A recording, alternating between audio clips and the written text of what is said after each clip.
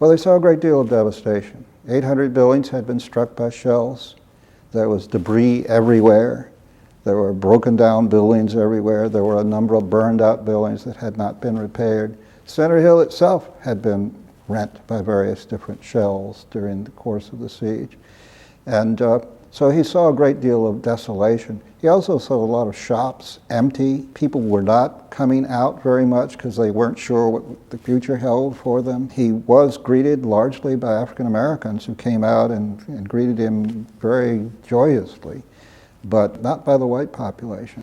Lincoln came here to Center Hill basically to talk to the commanding officer of the garrison of Petersburg to see whether the community was getting used to the idea that the Confederacy was over and slavery was done with.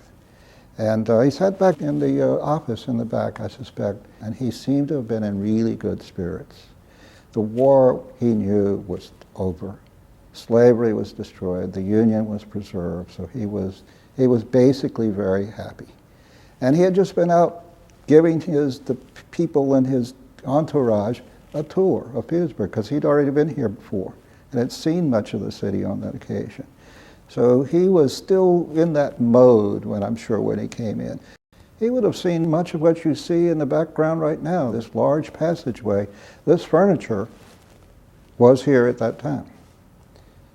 And the house was much the same. The stair in the background was a little bit different, but it was much the same otherwise.